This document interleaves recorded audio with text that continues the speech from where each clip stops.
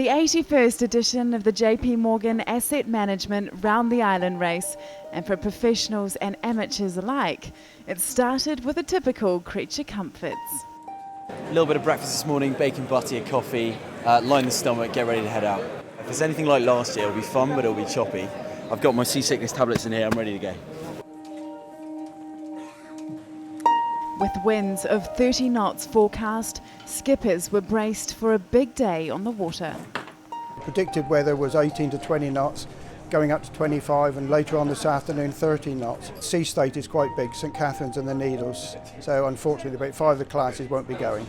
It is a hard decision to make because I know people have been preparing their boats all the week and for many weeks possibly, and they're just going to find out now in a few minutes' time that they can't go round.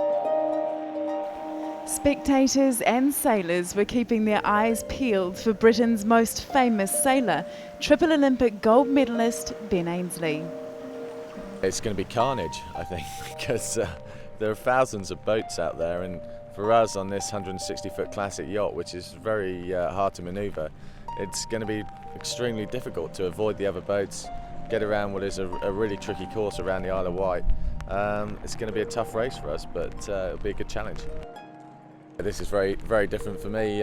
We don't actually start this early when we're training in the Olympics down in Weymouth and Portland, but sailing on this boat is totally different. In the Finn, in the Olympic boat, I sail on my own. With this boat, we have 40 or 50 people on board, so it's really about a team effort. You know, this is my day off, so it's good to come and do some different types of sailing, and I'm really looking forward to the race. Sending the fleet off on the 50 nautical mile sprint was fellow Olympian Hannah Mills. One, cut!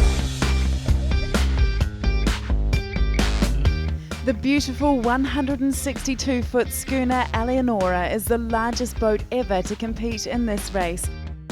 And bathed in sunshine, she was an incredible sight. Alan MacArthur's Dark Star and a team of young sailors bravely tackled lumpy seas.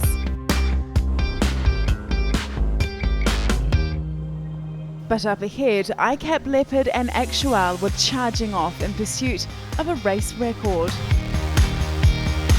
The back of the Wight was treacherous for some, but Eleonora was taking it all in her stride.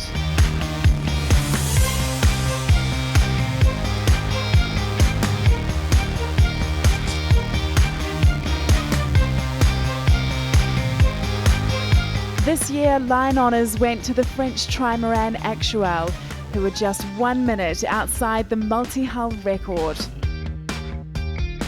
while Ben Ainslie steered Eleonora home in 6 hours and 49 minutes. It's been a big day. It was fantastic conditions, really quite strong winds and big waves around at the back of the Isle of Wight. Couldn't ask for anything better, I think, for the Round the Island race, and I think in general everyone really enjoyed the conditions out there. I got the lucky honour to steer the boat off the start line, and I have to say it was one of the more nerve-wracking experiences in my life. This, beautiful, immaculate, classic yacht.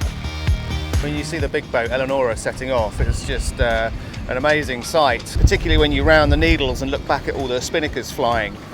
It really is a super impressive day out, so I think the guys had a fantastic day. Today has been absolutely fantastic. We've been on an amazing boat, we've had a fantastic crew with us, the weather's been extraordinary, we had a beautiful sail down the back of the island, the sun came out for the Needles, just really, really wonderful.